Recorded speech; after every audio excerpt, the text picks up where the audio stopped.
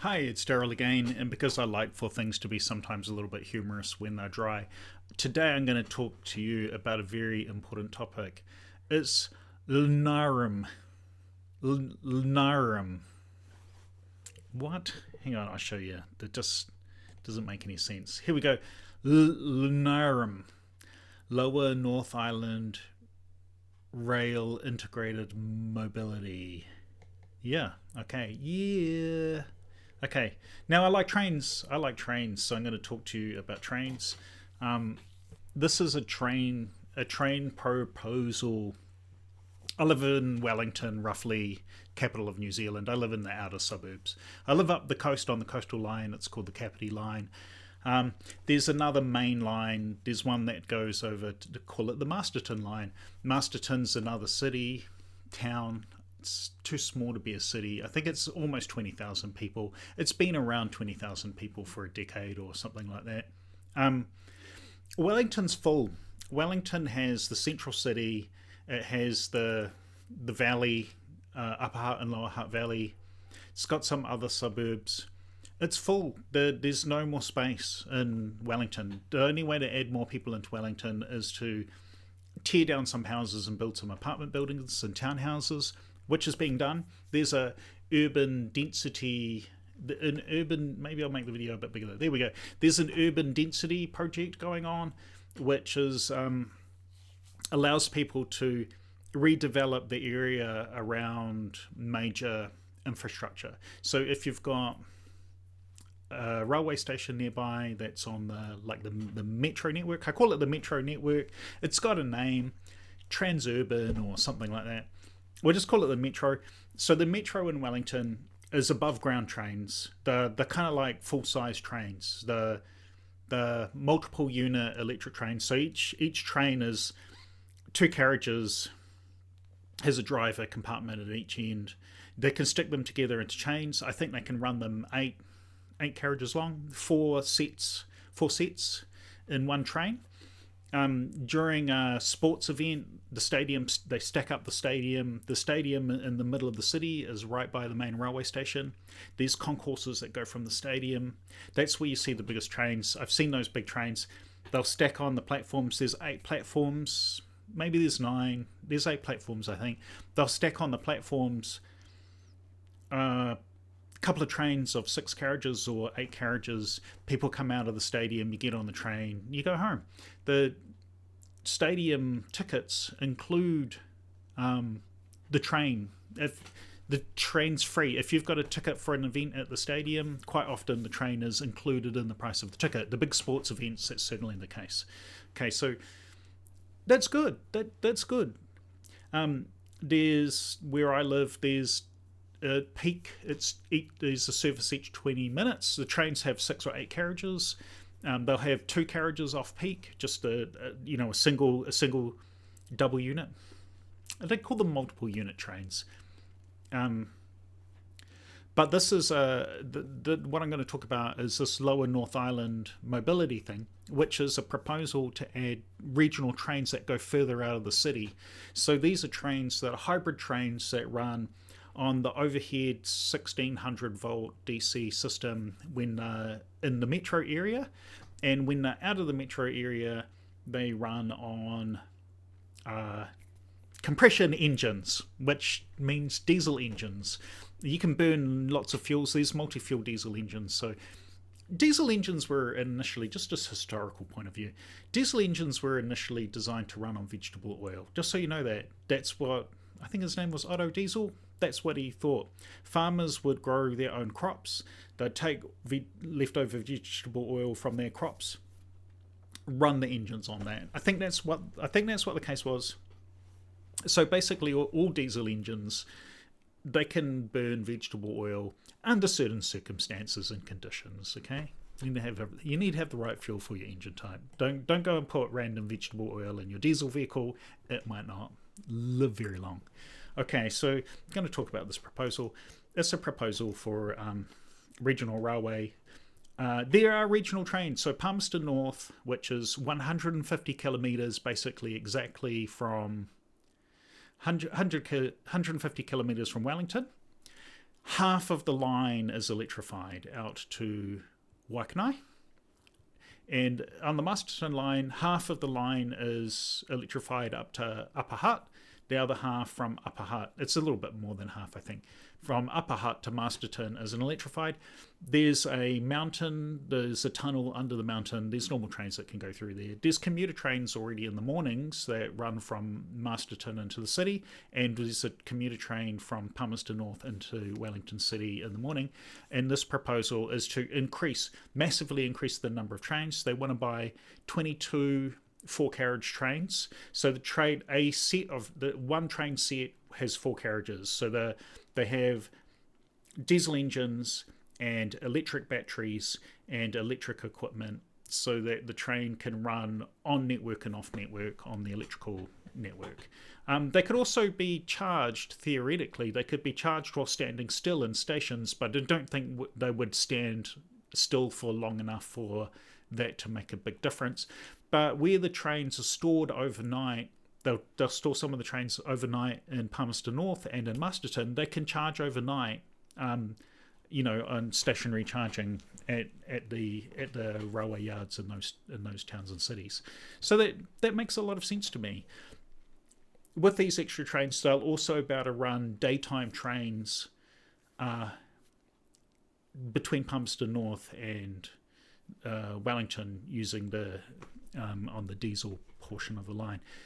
Like where I live, the trains can be half hourly or hourly off peak, and I think every 20 minutes. They could get even maybe they're more often than 20 minutes on peak. I'm not sure. I don't take them very much. Anyway, so this is a big important proposal. Metlink is kind of a planner for the metro trains. Greater Wellington Regional Council is everything that's Wellington, so that's Waikanae South. Horizons is the part that's north of Wellington, that's going up to Palmerston North. Horizons is Otaki and Levin. I think that's roughly it. So they wrote this proposal for trains.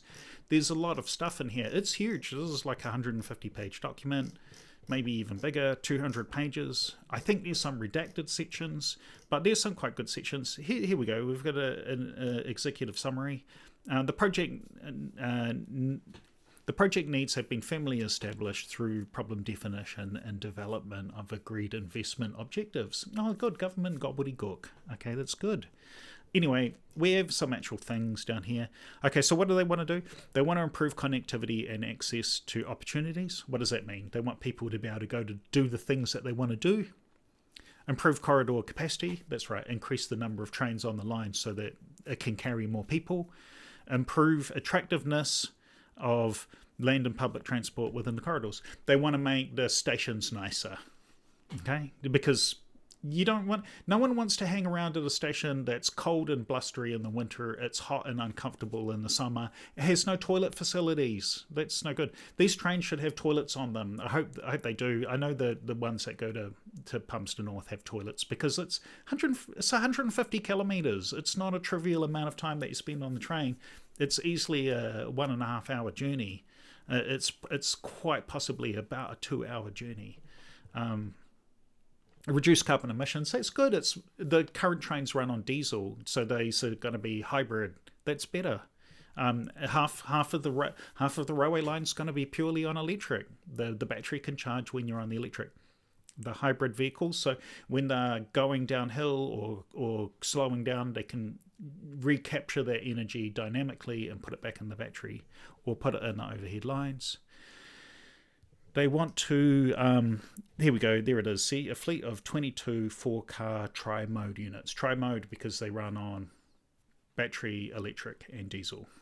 I'm calling it diesel because I think it's diesel. They do have a thing where they talk about different fuels, but in practical terms, it's diesel. It could be biodiesel.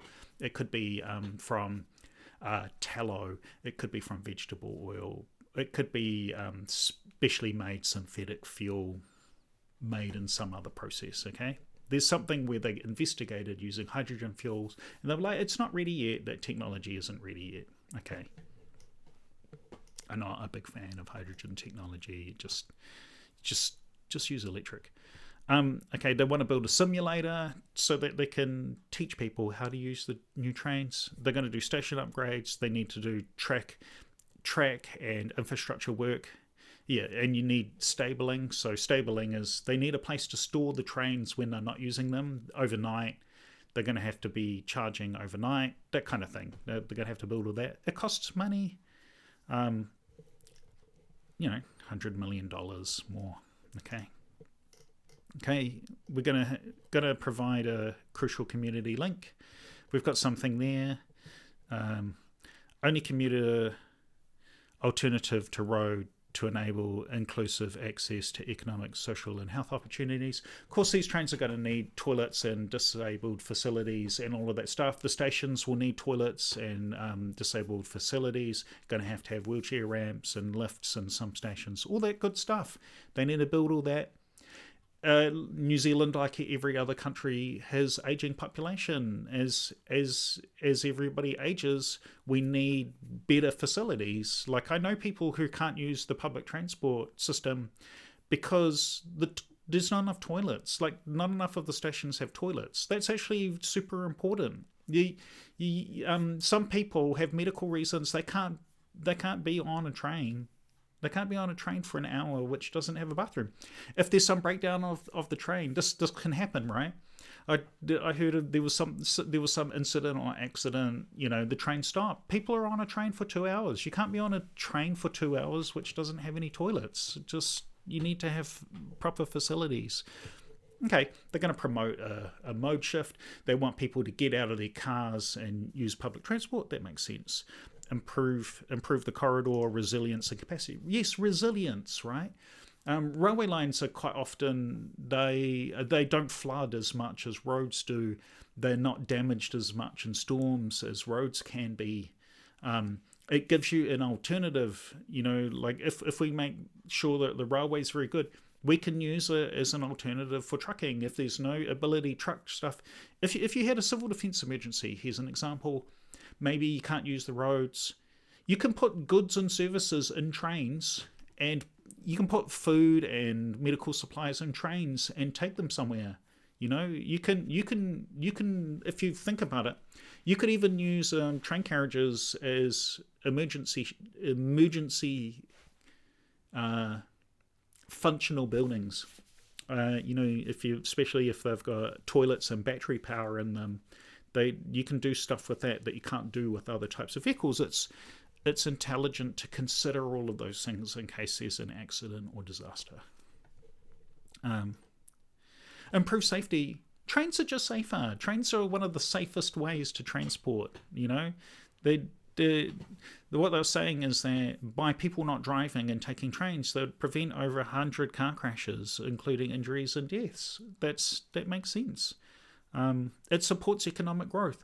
If there's good railway facilities and more options for transport, that means that people can live in places that they couldn't otherwise live.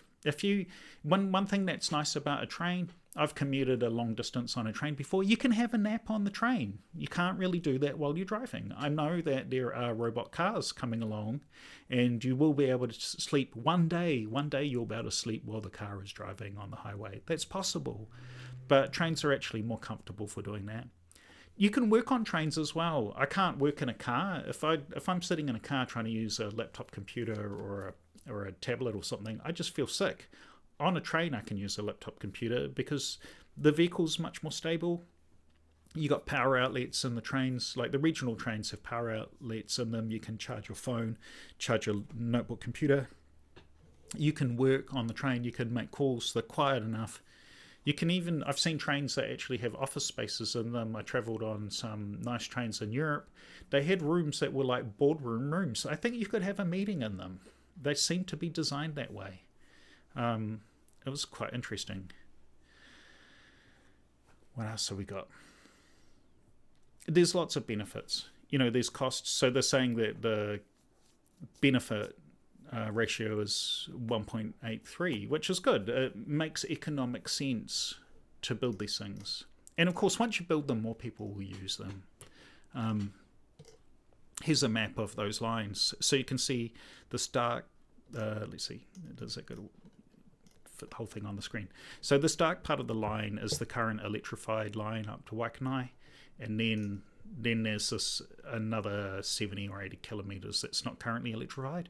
There are major towns, I can't remember what there is, around 8,000 people living in Otaki, 20,000 people living around Levin. They actually propose to build some more suburbs around Levin because there's a lot of land space to build things there. Shannon is another small, it's a small town. Really, it's kind of it's village, maybe there's couple of thousand people living there. But also you have a lot of people can live, and there's a lot of farmland around here. People can live around here. They can drive to Shannon or Levin to get on the train. And then you've got Palmerston North. It's conceivable that some other places along these lines could be built into suburbs as time goes by. When one city gets too full, all the land gets too expensive. So now all of the land all the way out to Waikanae is basically filled up. And properties got too expensive. Over on the Masterton line, Masterton's a big town, and there's a lot of people currently. We can see how many trains there currently are. There's a lot of trains from Masterton, and this is where it goes through. There's a big tunnel between. What is this place? Maymom. It's funny because I've driven through here and I don't know the name of this as a suburb, but maybe that's just a station name. So there's a station there. There's some suburb further up than Upper Hutt. There's another valley up there, and it has a station as well. I think that's what that's indicating. Featherston's another decent sized town, and Carterton's a big town. There's another Greytown is in here as well. So, but the railway line doesn't follow the main highway, and it's not where some of those towns and villages are. And then in Masterton itself, there's 3 stations in there as well. So it does make it a much more comprehensive network. So they're saying to double the number of peak services and off-peak services every day. And on the Palmerston North line, they're looking at quadrupling the number of trains from Palmerston North, because there's just 1 train per day at the moment. Quadrupling that and adding extra off-peak services every day. It says service, but they could add more. Once you've got the trains, you can use them more. If the demand is there, you can use them more. I imagine that there's actually a lot of people that commute between. I know people who live in Levin, and a lot of people drive from Levin to Palmerston North every day. There's a lot of people that travel that. It's 50 kilometres, and a lot of people commute Levin to Palmerston North every day. So that's good. Okay. Key features of the preferred solution include using existing overhead lines plus battery technology topped up by onboard low emission generator outside of stations and tunnels. The tri-mode is a solution that is highly reliable and provides dependable connectivity. It maximizes the regeneration of braking energy to achieve minimal emissions and does not require long and expensive electrification works.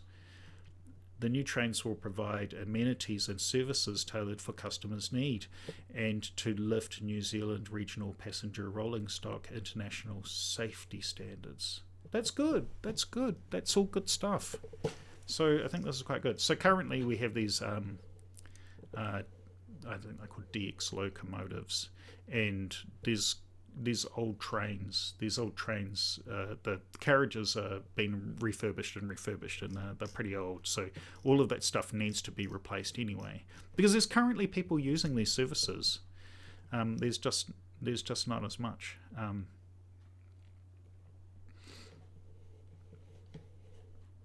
There's some national and regional projects there. So here's a description of the train. So I've described these. So you've got CI engines, I think that means diesel. It says compression ignition engine. Sounds like diesel to me. Got 1600 volt power equipment. Got a battery pack, so you can see how the train is laid out there. So that's cool. So each carriage has two doors. So it's built as a commuter train. And then there's a map there of which part will be battery and hybrid mode, and which part will be on the electric network of the city.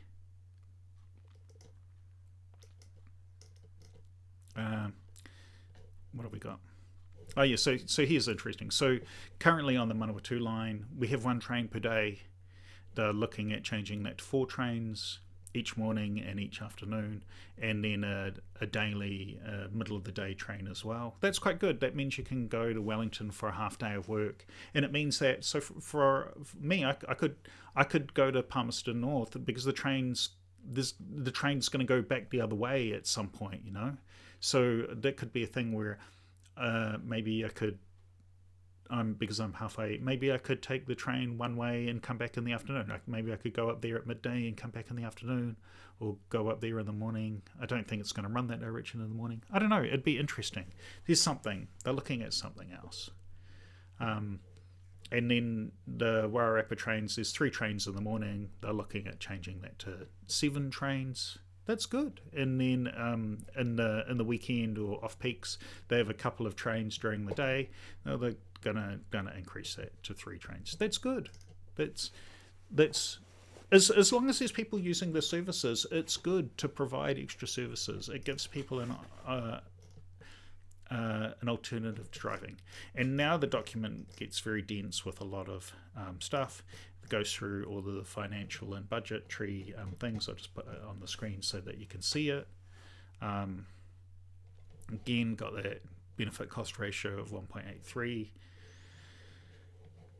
There's a lot of stuff in here. There was something else that I thought was quite interesting. They have all sorts of proposals and stuff. There's another view of the route map. Got all the organisations there involved in the thing. Kiwi Rail is the national railway. So when you're out of the metro areas, Kiwi Rail have those long distance trains. There aren't very many long distance passenger trains in New Zealand. They're mostly just for tourists. They're mostly for sightseeing, and they're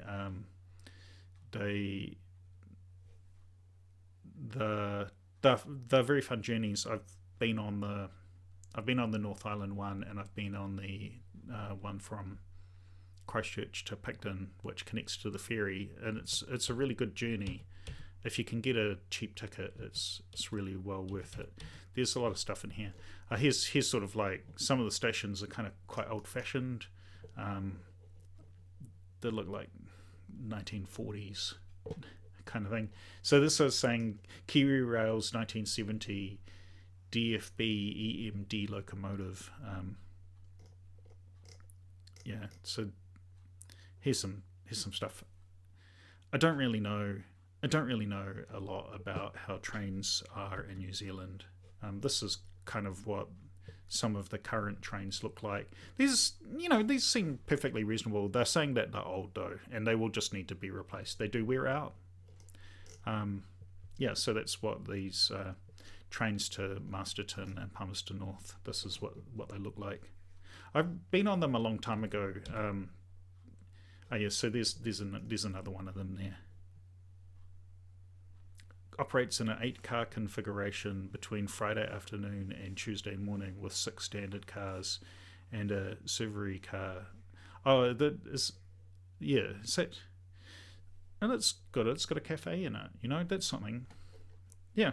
Okay. There was one more thing that I thought was worthwhile having a look at down here. There's a lot of guff in here. These things about there's a accident and highway analysis because something happened in New Zealand a little while ago. The organisation that does all the planning for roads is also doing the planning for railways now. So I think it's NZTA or Waka Kotahi or some of these government organisations that look after transport and roads at a high administrative level. Railway proposals are now funded out of the same projects as highway proposals, the same money, it's the same budget, because it doesn't make sense to treat highways and railways separately, because you can move people from buses into trains, you can move goods from trucks onto trains, you can move them from trains to trucks and people from trains to buses. So you have to integrate the whole network together, and so they budget it together now. That makes a lot of sense. The New Zealand government's done a lot of things in the last decades to make all the roads safer, and part of that is to even move people off of roads onto railways. That makes sense. Something about emissions, and that looks like a roading network map. You can see how there's nothing in the middle here. That's giant mountains. So where there's no roads, those places are giant mountains. Over here, it's farm. It's extremely rural and farmland. Hardly anybody lives over all of this. Some of these areas have got parks and forests in them, like national parks. There's people not living in them. A lot of this area is farmlands. And some of those areas they're not very, it's just very far. Like when you go to Masterton, you can drive for an hour to get over to here. It's an hour drive from there to there. It's a long way. This is for people who don't know what the lower North Island is like. Anyway, flip through all here. There's just loads, and this document is huge. They've got safety analysis and like risk analysis stuff. So there's a whole bunch of risk identification and assessment in here. Okay, that's a lot. It's really technical. Got some graphs. There was something. Here we go. I saw diagrams of trains. Here we go. So this is sort of like an explanation. There we go. It's an explanation of the trains. So black means engine, blue means 1600 volt equipment, yellow means 25 kilovolt equipment. So that's AC 25 kilovolt and battery pack. And so we have this thing. It says a BDMU. I think that's something. Is this a battery something multiple unit? I think that's what that means. So it's all in acronyms. So the generator motor is placed with a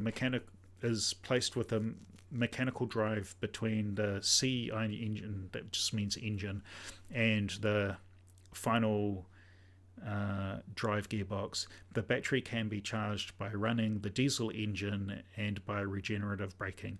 The battery energy can then be used to boost the engine or to run the unit for a short distance without the engine running. So these batteries are not huge capacity batteries. It's not like it's a fully rechargeable train and it can go 100 kilometers on the battery. I just don't think that the battery is built at that scale.